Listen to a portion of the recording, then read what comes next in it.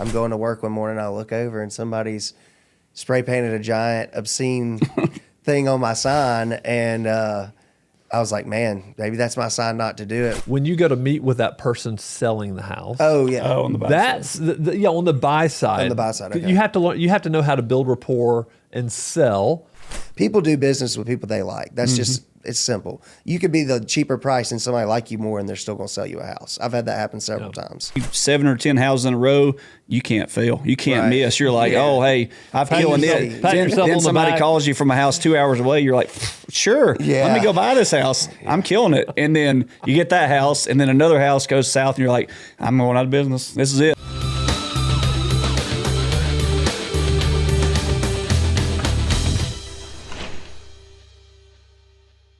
All right, everybody, welcome back to another episode of the Evernest Real Estate Investor Podcast. I am one of your hosts, Spencer Sutton, and I'm joined today by my co-host, Adam Hobson. Adam, welcome back to the show, man. Yes, sir. Good to be here. Listen, I'm excited because we've got somebody, a guest on the show that you've known for quite some time. So why don't you introduce Josh to the audience? Okay, yeah, this is my buddy Josh Jarboe. So he is with Hometown Home Buyers here in Birmingham. I wouldn't say we're competitors, but we've definitely showed up at a lot of the same houses. But Josh is one of those guys. The reason I want to have him on too, I mean, he'll pull the trigger like that, and I love that about Josh because he does a ton of real estate. But it's Josh, I'll let him kind of introduce himself and tell a little bit about what you do. So Josh, welcome to the show, man. Yeah. Hey, thanks for having me. Well, so why don't we kick right off and just tell us, I love an origin story, how you got involved in this. What were you doing before you started? Because you're full-time doing real estate, which a lot of people listening to this want to do full-time real estate. We've talked about that. Tell us how you got started and what were you doing before? So I was in the car business. So my best friend got into real estate, became a realtor right when I got into the car business. And every year we'd always like do like our yearly meetings of like what our goals were for the next year and you know how much we made and what our next goal was and this, that, and the other. And the first year I beat him by like 20 grand. I was like, okay, maybe I'm in the right spot, you know. Well, the next year rolls around and he doubled me, and I was like, oh. Maybe I need to. Maybe he's better maybe than I need me. to look into real estate, you know. And then the next year he quadrupled me, and I was like, okay, Wow. I need to start putting some steps in order to get out of here. And so about 5 years in, after he's crushing me every year, I was like, you know, I'm making the step, and I finally did it, and just kind of been doing it ever since. So what was that first step like? Like, I mean, because you're in the car business, selling cars. You didn't really know anything about real estate, I'm guessing, besides maybe you watched some YouTube or something like that or some Yeah, my dad podcast. had some rentals and then Okay. learning from my best friend. But my dad, you know, he didn't have a ton. He had like maybe 10 rentals he built over time, you know, and then, but my best friend, you know, watching him and he would teach me stuff. And then, you know, watching YouTube videos, there's videos on Facebook and stuff, and you can learn a lot on that, but I'm more of a hands-on learner. But just trying to figure out how to market and get the deals is the hardest part, in my opinion, in real estate. And just trying to trial and error, figuring that out is what I started doing, you know. So what was that first step? Because I'm guessing it was you were going to go into wholesaling first, right? Yeah. Yep. Okay. Yeah, because if you don't have capital, wholesaling's the easiest way to get started. Build some quick capital, and then you can start moving to the next step, which is, you know, in my opinion, you should go to flips and then rentals, because if you don't have a bunch of cash, you can't have a bunch of rentals. That's just part of it, you know. Yep. And so I just started with like, you know, I saw the bandit signs were working for some people, but instead of doing bandit signs, I did a giant sign, 4 foot by 8 foot sign, and would just put them up on main roads and wherever somebody would let me put them up. And well, that's what, like, who's letting you put these signs the first up? one was a family member. It was my grandparents' old house, and so we threw it up there. My cousin was living there after our grandparents had died, and so I threw it up there.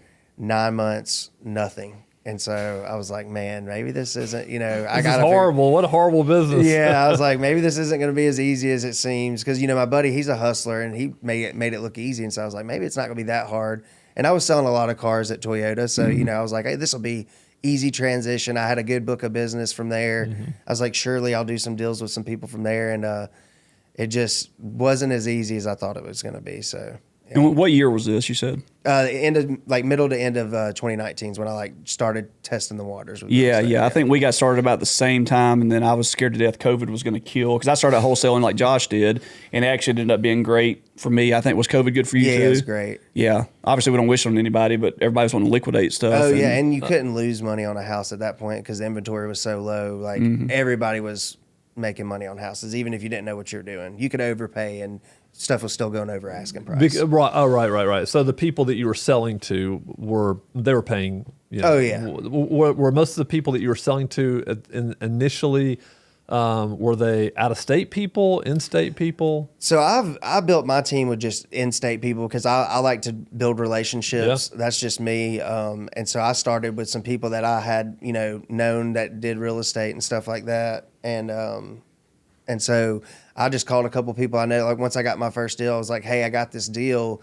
Would you go look at it and tell me what you can give me for it? And I mean, my first deal, they paid me cash before it closed and just handled it, and which nobody's going to do that. Right, exactly. And it wasn't a ton. It was like $3,000, but it was still, they brought me the cash. They did it like a week or two before closing. And so I was like, well, I had that motivation. That $3,000 meant more to me than the $50,000 checks I've made or $100,000 checks. Tell me why that $3,000 meant more to you. Just because of the grind to get it. And like before you've actually succeeded in a business, or especially in real estate with all the trials and errors and how hard it is, just to yourself proving you can do it really means a lot more than the money itself. It's just like that mental block is gone, you know? Well, it's proof of concept too, that you can do it. You're like, oh, well, this is not a scam. I don't know about you. When I started wholesaling at first, I was like, is this a scam? I was like, it seemed like you don't have to have any money. You're basically selling paper. So I was like, when I got that first one too, I was like, man, it's not that much, but it proves that this is not a scam. How big can you scale it? Right. And that was another thing. It was like, it was $3,000, but I was making 10 to 12 grand a month at the time. So it was a quarter of what I made in a month, and I did it in a couple of days. And I was like, wow. So like, if I really did this full time, what could I do? Yeah. So, but what was this? Because you said you had that big sign, the 4x8 on the house, and it didn't do anything for 8 or 9 months. So what was the tipping point? Did you was it, hey, I need to put more signs out, or I just need to wait longer? Was it that sign that produced it? Like, what was the tipping point? I had been praying about if this is what I was supposed to do, because, I loved my old job at Toyota. I enjoyed it. I had great bosses, great team. Training was really good there. We were top in the state for sales, so it was a great place to be at. But I really wanted to have a son, and I wanted to spend more time with him. So the freedom is what really pushed me to kind of do it. And I was just getting kicked in the butt, either getting bull crap calls or no calls. And finally, I'm going to work one morning. I look over, and somebody's spray painted a giant obscene thing on my sign, and I was like, man, maybe that's my sign not to do it. Well, sure enough, maybe that was really like deflating for you. It was a big kick in the stomach, and and so I got out of my morning meeting, and I was just still thinking about it, and I was like, dang, maybe I need to think of something else to do, and then I got a phone call from an old lady, and she was like, hey, I have a house down the road I want to sell. And I went and looked at it. So she saw the sign with the obscene gesture on it and called you. So okay, wow. Yeah. It was this big, you said it was silver spray paint and this big phallic shaped symbol on the sun, right? Yeah, so it was in silver, so you could still read my, I buy houses cash, you could still read my phone number, but it was enough to draw attention to it to where, people was like, oh, look at that, and so I got some calls from it, and it worked out. So that was your first deal, the one that you made $3,000 on. All right, then what were the following? So I got that one, and then my next deal was only $1,000, but $1,000 is $1,000. It's a free $1,000 the way I looked at it, because I had no money invested. And then my very next deal, which was the one that really got the fire under me, I made like 17 grand on it. Okay. And it, come to find out, it was an old lady that called me. She had a house that was just run down. She just owned it and just never had family members live in and out of it. Never really took good care of it. And come to find out, she knew some of my grandparents and stuff, and asked if they still lived there and whatever, because the sign was at their house. And that was just good rapport there. I went over there, made her an offer, and we closed in a week or two on it. And it was just the easiest 17 grand I ever made. And that was more than I made in a whole month at Toyota. So it was like, big deal. So at what point did you seriously start considering, hey, I'm going to phase out of Toyota. I'm going to leave Toyota. That was probably the determining factor. That was it. Yeah, because, 20 something grand in 2 or 3 month span, that was almost as much as I'd made at Toyota in 3 months. And I was like, well, I'm doing this on the side, looking at houses at 8 or 9 o'clock at night. If I can replace, put more time into this, how much can I really make? And plus I had my best friend over here making 7 figures at the time. It was like, I can do this too. Yeah. If he can do it, I can do it. Yeah. So, and tell me one more time, how long was it when you put that sign up till you got that first deal? 9 months. 9 months. So the reason our stories are very similar. Mine was like 6 months before I got my first one, but it was almost the same, a couple $1,000s on his first deal. And then, maybe 1,500 here and there. And that third deal hit, and it was almost like yours is 17. I think mine was 18, but it was like, that's when it really hit. Real money. But the thing about it is, and too, Spencer, people want to get into real estate. It's sexy. People love it, but most people quit after 2 or 3 months. Oh, yeah. Josh has done coaching before, like we talked about. Right. People quit. I've talked to people before, and they're all gung-ho. They've got business cards, websites, all this, but they don't wait it out. If you stick with it for the long term, you will win eventually. Yeah, I think everybody in this room is, seen that happen. Endurance is key. Yeah. Yeah. So anyway, I like that about Josh You too. can't fail if you never quit. That's right. So. Yeah, but it's hard to get through that, that initial point. You want to quit a lot, probably. Yeah, right. That's right. Especially I wanted to. Yeah. But I think one of the things that you had going for you was there wasn't a lot of cash going out the door for him in his advertising, right? You had it on a house, but then when you decided you had some money in the bank, some extra money in the bank. So did you start like, hey, I need more advertising out there? Were you going and putting it at other places? Like, what did that look like? How did scaling the wholesaling part of that look like? So after I got when I got ready to quit, I had $5,000 in my name, and I had just done a coaching course, which it cost me $5,000. So I had about $10,000. I put $5,000 towards a coaching course, which taught me how to do text marketing, which text marketing was hot back in the day. You could spend $1,000 and get a $10,000 to $15,000 deal every time. Right. Sometimes less. Yeah. And so I had done that, and I was like, I'm one of those people. If my back's against the wall, I'm gonna figure it out. If I have a little pressure on me, that's when I thrive. Right. Yep. And That's where most people, by the way, thrive. Is pressure. Yeah, and a lot of people don't like pressure. I love it because it brings out the best in you. I feel like it's like make or break. And so I had $5,000 in my name, which covered me 1 month of bills at the time. It was car payment at my house and groceries and stuff. And I was like, well, I got 30 days to figure this out. And so I quit my job, and I had just dumped some money into a flip that I had saved up. I had some extra money I had saved up, and I had $5,000 extra after that flip. And then I was thinking, oh, this flip's going to take 30 days. It took like 4 months. And so I was having to borrow money from family members just to pay my bills until that house sold, but still actively looking for other deals.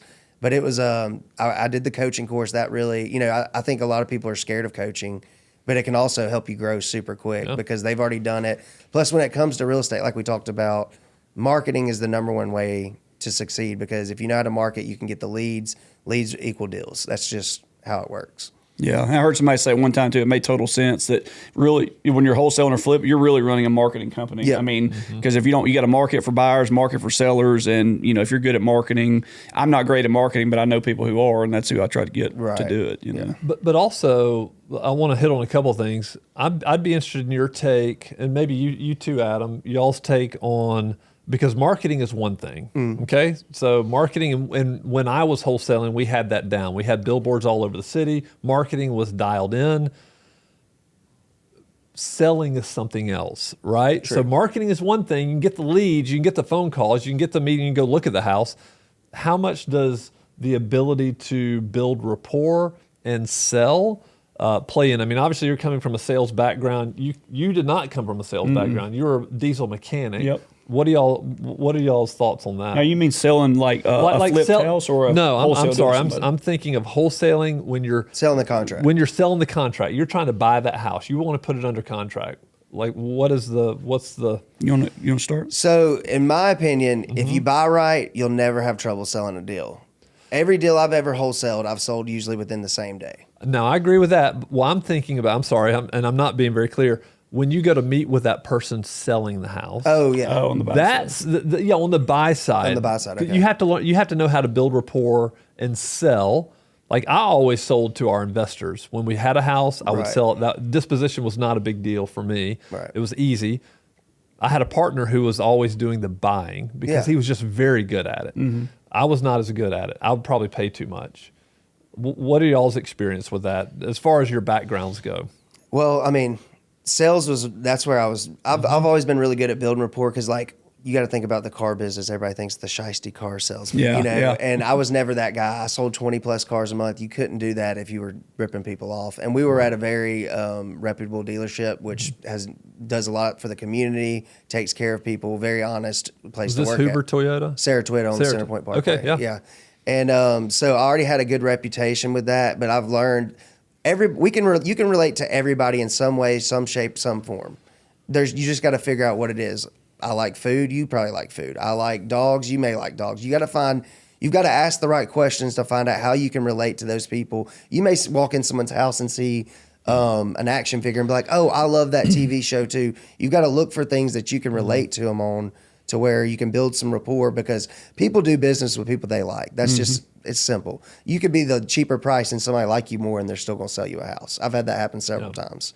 So, and what about your experience? Same thing. So, like, I don't ever lie to people, and I know, and the reason Josh is here, because he's an honest dude, I wouldn't bring anybody on here that's sketchy and just, a used car salesman type, skis ball, But, I mean, I've seen Josh, talk to people, and we've met at houses together. But, when I go in, I'm not going to lie to somebody. If they've got an Auburn sign on the, on their, Auburn football for it's big in the South, whoever's listening, Auburn, Alabama, big rivals. If they've got an Auburn sign on their wall, I'm not going to be like, oh, man, I love Auburn. I'm going to say, oh, well, hey, I don't know if we can do business now because I'm an Alabama fan. But it's still, you see somebody with a fishing picture. But people can identify with that. They're identifying with that. You're just kind of going back and forth, messing around with people. But building rapport is a big thing. I don't ever lie to people. I know Josh doesn't. I've seen, like, in person, several people show up to a house. I've seen a wholesaler tell people, hey, I'm going to live in this house. Me and my family are going to move in. Yeah. We're going to fix it up. And I'm like, dude, they're just lying to these people. Right. And they're not doing it anymore, which tells you right there. It's kind of telling of, how to do it. But anyway, building rapport the same way Josh is talking about. In person, I'm sure Josh the same way. On the phone, it's kind of like whatever. If I get in front of them, chances are it's going to be a pretty good likelihood I close the deal. Yeah, absolutely. Just because you're more personal, they're putting a face to a name, all this kind of stuff. They see you're local. They know, they begin to trust you. I think that's a great point. Matthew and I have seen so many real estate people in this city over the past 20. We've been doing it over 20 years. Who are no longer around. Yeah. And they're no longer around because they lied, they cheated, they stole money. I mean, they did it was the wild, wild west back in the day. Yeah. And but those people don't last. If you're greedy for money and you're willing to cheat the system to get money, you won't be around. You'll get run out of town, or people will begin to know who you are, and it won't Unfortunately, there's 4 or 5 still left, but I'm not going to say that. Guess what? Give it time. That's right. They won't be around. Yeah. Give it time. We've seen this. And even if they're around, they're probably not doing a ton of deals either. Yeah. That's right. I think we're both doing over 50 deals a year. I mean, to get to that level, you have to have built a good brand, be trustworthy, and some people want to run their business different. That's up to them, Yeah, and I don't know about Josh, but anytime, I could tell you, probably 20 people, 20 investors I could say right now, if I can't buy one, all right, well, let me call Josh, let me call Melissa, let me call these other people. But if you get on my bad list, I'm going to say, hey, I don't know who else is coming to look, but if these people come, and I've said this before to people, I went and looked at a house before, or I think you went and looked at it later. But anyway, I said, look, I don't know who else is coming, but if a guy named Josh comes or a woman named Melissa, I was like, they're legit, they're good. If they make you a better offer, you should probably take it. Yeah. If these other 3 companies come, I was like, be very careful because I've seen them mess people over, Yeah, that's great. Great advice, I think. I mean, it's good for the consumer, right? For the person who's selling the house to be warned. And even people that aren't local. I mean, there's so many out-of-state people that are trying to wholesale, or just out-of-state companies that are buying, and a lot of them will tell you, oh, yeah, we're going to do this and that, and just don't close, or, just lie to the people, and that's not what you want. That's why I think being local always helps in this business. So I'm really interested because you mentioned something earlier. You said, I had some money, I was doing a flip. Okay. That's a pretty big transition, right? So from wholesaling to flipping, I went from wholesaling to owning rentals.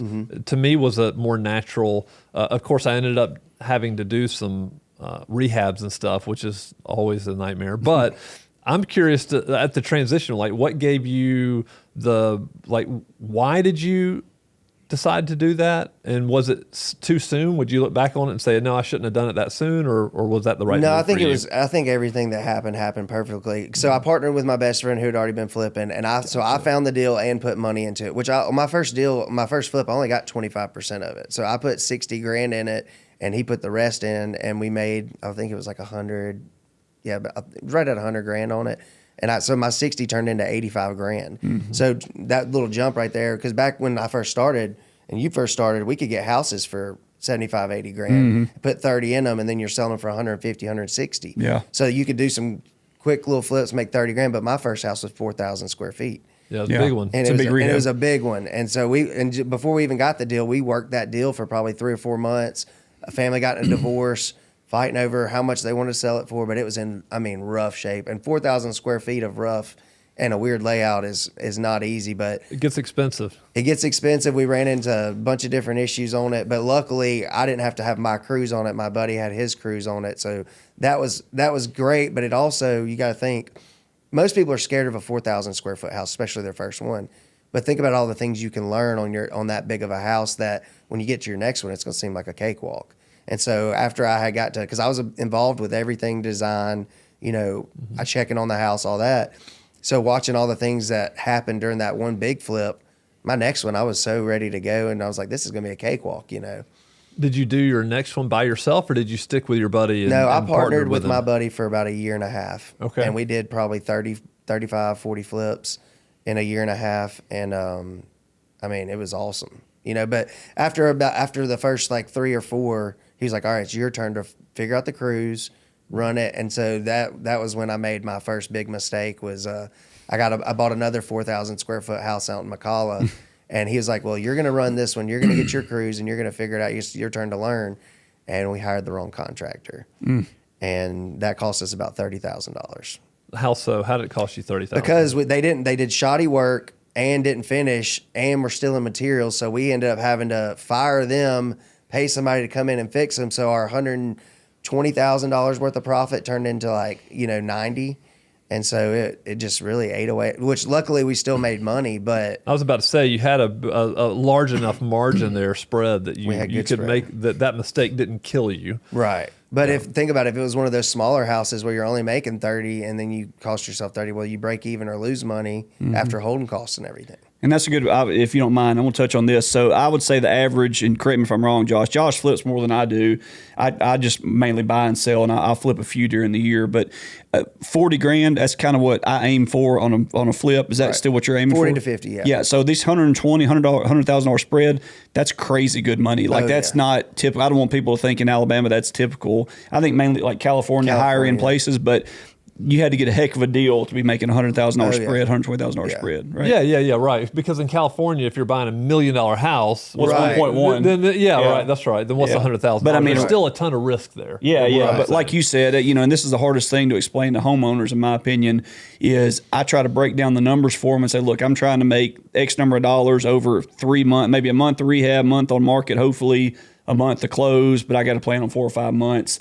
And they think, well, how many times you heard, I could fix this up for 15 grand. Oh yeah. It's just, you haven't been in the construction business in a long time, have you? Yeah, that's right. You might be able to buy the paint and flooring for that, but nothing else, So anyway, I just want to bring attention to that. Like that's a crazy good number. And I don't know how many of those you've done with that big of a spread, but I think 60 is the most I've made on a flip around here, but I try to aim for 40. But some of these people that are doing it at scale, they're like, doing it for 15 grand, to me, it's just too much risk. Oh, yeah, way too much. Because there's other deals. In my opinion, there's plenty of deals out there. So you may need to pass on that $15,000 deal to get that $40,000 deal. It may take you an extra 3 weeks to find it, but you'd rather not have your money tied up in this deal and then miss out on the 40 over here because you chose a $15,000 deal over here, Well, you said something interesting. You said there's plenty of deals out there. I want to talk about the market now, right? So we're, of course, 20, 21, 22. It was incredible, right? I mean, it was incredible. We cranked up a brokerage here at Evernest. So we hired a bunch of investor-friendly agents, and we were, helping them buy houses. We were also doing it for institutions around the country. But then things started kind of changing in 23 and 24. And so talk about the market now. Here we are halfway through 2025. You said there's plenty of deals out there. What are you seeing in the market? I think the deals are still out there, which I think right now houses are taking a lot longer to sell on the market when they're after you flip them. Like on average right now, it's taking about 3 months to sell a house. And I mean, I've had some people it's taking them 4 or 5 to sell some stuff, depending on the price point. I think anything under 400 is still moving pretty good. But when you get to those higher end houses, they could take 6 months to a year to sell. But when you have people that are sitting on houses so long and they've already got a house they're wanting to buy, or they're just tired of cutting the grass. Like, I can't tell you how many times I've bought a house, people are just tired of cutting the grass. I'm like, why are you selling? I'm just tired of coming over here and cutting the grass. And it's like, okay, everybody has their need of why they need to sell. Everybody has the motivation. It may not be the biggest thing. It may be just cutting the grass, but everybody has that why they're selling. And so right now I feel like there's plenty of deals where you can offer maybe even a little. I'm offering a little less just because, like, even when we're reselling them right now, the buyers are super picky. And so they're hitting you for everything on inspection. They're negotiating on the price.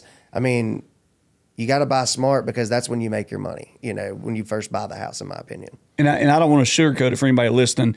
When you say it's easy to get deals, or there's plenty of deals out there, they're still not cheap, right? So, like, no. I'm spending, I don't want people to think we're just out here, like, walking down the street and people are like, hey, would you buy my house, please? Right. Like, I know I'm spending around $8,000, sometimes $10,000 a month through direct mail, through different stuff. If you don't mind, you don't have to answer if you don't want to. What are you spending right now? 20 to 25 grand a month. 25 grand a month. But I mean, you've got 4 flips on the market right now, and you've already done how many deals this year? Yeah, I've already bought 30 houses this year. So yeah, we're halfway through 2025, right? Yeah, so we're shooting for 75 this year. I bought right at 30. Some of them we're not going to flip those. Some of them we're going to hold. But I mean, we've got one that we ended up scooping up, and it's got 100 grand equity in it. And so I may not see that right now, but I've got the equity there later if I ever need it. But yeah, the marketing, I feel like the more you spend, the more you make, but also there's a fine line because there's only so much you can spend, because there's going to be a level to where you can only handle so many houses. Like you said, you've turned down houses before. You're either going to run out of capital, and I've got to where I don't like to wholesale anymore. I've done a few this year. I've done 2 or 3 this year, but I try to keep everything I'm getting now, whether it's a flip or holding it, because that's how you build real wealth, in my opinion. Are you holding rentals right now? Yeah, I have some commercial property and I have some single family property as well. So what's your ultimate goal with your business? Is it to continue growing and scaling the flipping operation and then just accumulate rentals, commercial, whatever along the way, or what's your ultimate goal? Everybody's like, oh, I want to have a bunch of rentals. I think that was my original. Well, until they have a bunch of rentals. Until they have a bunch of rentals. I think I want to do that, but I've also, my first commercial deal it took me about 2 years to get tenants in and everything, because it was when, the market wasn't as great. And commercial, we all know you had a commercial property at the same time. It was a weird market. And it took us about 18 months to get it filled up. But now I have a 20-year lease on that building. And so you got to think, you can either have a bunch of rental properties that are single family and you're dealing with 50 different people, or you can have one tenant for 20 years and they're going to pay you every time because they're a corporation. I'm leaning more towards getting into the commercial space, because whether it's apartments, industrial space, flex space is big right now. But something like that, because it's less headache and they're always going to pay, How much more difficult is it to find those deals? I think it's probably a little harder. I fell into my first one. I went to look at a house, and me and the guy, you talk about building rapport, we just started talking. He was like, oh, yeah, that my family was a dentist. And I was like, oh, my brother just graduated from dentist school, And so we just started talking. And he's like, well, we have our old dentist building if you want to buy that too. So I went and looked at the house. Then we looked at that dentist building. And he's like, and I have another a house that we're working out of as an office. So I'm going and looking at all these properties. I had no idea how I was going to pay for it or whatever. And then I see on the wall he had storage units. And so I was like, well, you got some storage units too? I'll buy those too, just jokingly. He goes, oh, yeah, everything's for sale. And I was like, oh, okay. And so I ended up buying 2 houses from him, the storage units, a warehouse, and an office space, all from this guy on one deal. Yeah. And then on top of that, I didn't really know how I was going to pay for all of it, because it was over $1 million worth of stuff. And he ended up owner financing it to me. And sometimes you just got to ask the questions and try to structure it to where it makes sense for both y'all, because he still wanted cash flow, but he also wanted to sell his properties. And he didn't want a big tax liability. Well, if he would have taken the cash, I could have given it to him. Gotcha. But he'd been trying to sell them for a year or so, and he was just ready to get rid of them. So I was like, look, I'll give you some down payment, and I'll pay you this month over this much term, and it's been a great relationship ever since then. Plus, I got interest rates were 8% at the time. I got an interest rate for 6% through him. So it worked out for everybody, and he's getting a check every month. I think you made a tremendous point. You probably didn't even know it. When you have a strong enough desire to do something, you don't let where's the money coming from stop the fear, you. yeah. Right? You were like, I don't know how I'm going to pay for it, but I'm going to figure it out. Yeah. And then you just go figure it out. And that's one thing I learned from my buddy when we were buying houses, because he had been doing it for 5 years before I did, but when we were partnering together, I kept finding deals and I ran out of money, and he's like, just keep buying them. I'll figure out the money part. He's like, I don't know, we don't have it right now, but I'll figure it out. Yeah. And so, like you said, if you have the desire, you will figure it out one way or another. So I think that's what a lot of people don't understand about real estate. Like, if you find a deal, you can do something with it. Like, if it's a deal, there's people out there that teach, hey, you got to build your buyer's list first. You got to do all that. If you have a deal, like Josh said earlier, you'll be able to sell it. If I have a deal, I can call Spencer up and say, hey, look, I need $1 million, Spencer. You need to help me find it, Or if, Josh has got a deal and we partner on it. Like, if you find a deal and it's a legit deal, because I think there's tons of people trying to sell wholesale deals, trying to sell all this stuff, and it just sits there because they don't know their numbers. It's not a deal. So if you have a deal, you'll be able to sell it 100%. But Josh, we were talking about this the other day. You asked what his ultimate goal was.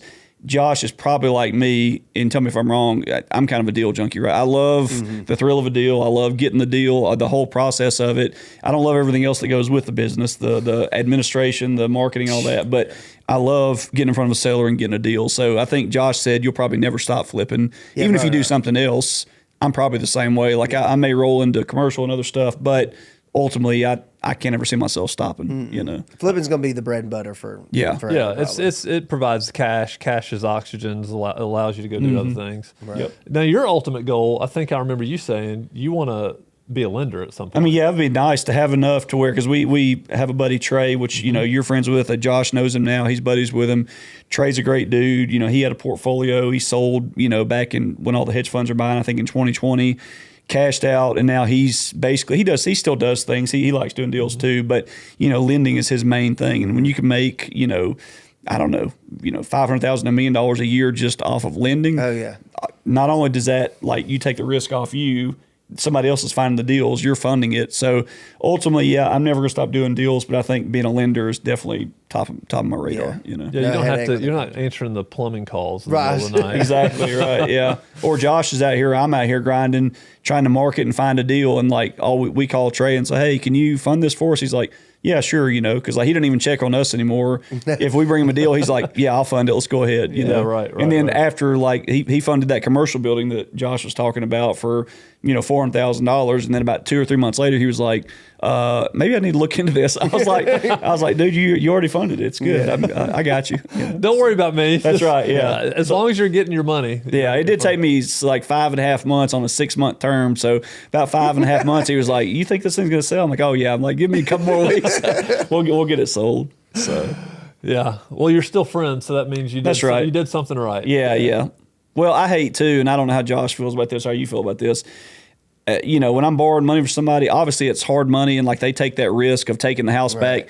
I don't ever want to have to give a house back. You know what I mean? Like, I want to do. I don't like owing people money. I don't like owing people money, and it took me forever to really say not to use my own money, to start using private lenders and hard money, because I'm like, I felt like, oh, here's poor me. Can I please have some money? I felt like it was like me begging when it's just the game. It's just business. You but can't think about once you got the money, how much because that was one thing for me, because I kept finding deals and having to wholesale them. But when you're wholesaling deals, making 15, 20 grand, when you could have made 50 or 60 on it, you're losing a lot of money versus you just paying a couple points and some higher interest to a hard money guy or somebody that just private money. It's worth paying a couple extra $1,000 in interest to get a $50,000 deal. You may lose $5,000 in interest versus you losing half the profit wholesaling the deal. So I think that's one thing that was very instrumental in my growth too, because last year we did a total of like 25 or 30 deals, right? I've already done 30 this year. But once you get that money behind you, you're not worried about how much you spend on marketing because the money's going to pay for the houses no matter what. And then it just helps you buy more at the same time, So you may, if you only had your own money, you may only be able to do 3 at a time. Well, then you can do 12 at a time with some money behind you, you know? So I think that really helps grow too. What's been the biggest mistake you've made? You've done a ton of deals, had a ton of success, big profit on some of them. What's a big mistake you've made? The one where we hired the wrong contractor, that was one of them. And then sometimes we all have goals, right? Well, getting overly aggressive sometimes, trying to hit a number versus making sure it's a good deal. Trying to overpay a little bit more just so you can get another number on the books, I feel like that was one of my biggest mistakes, because I've lost money on a couple of houses and broke even on one, but it wasn't huge losses. They were like $5,000 losses. Right. But, going into areas you don't really know well, hiring rookie agents that are telling you, oh, this is what the ARV is. And then you call an agent from the area and they're like, oh, it's 50 grand less, stuff like that. But getting overly aggressive has probably been my biggest mistake. And some of them have turned out great and we still made money on them. But I feel like every time I've gotten overly aggressive, instead of just being like, hold up, let's just maybe pass on this one. Because I bought one in Warrior. It was like pulling teeth to get rid of it. And I broke even on it, but it took me like 9 months of having 50 grand tied up just to get rid of this house. It's a lot of time. Yeah. Time, attention, money. It may have been a year, up. actually. Yeah. I may have had that house for a year. And it was one that I was already iffy on. I lowballed the lady on it, which I probably should have lowballed her a little more because it was such an old house and weird layout too. And she called me back like a month later and I was like, okay, well, I'm one of those people. If I give you a price, I'm going to honor it no matter what. And I probably should have said, hey, the market's changed and, negotiate a little more. But I had already made her that offer. I stuck to it. But that was when I was being overly aggressive, trying to hit a certain number, And sometimes if you come up short on your goal, but buy better deals, it may end up working out better for you.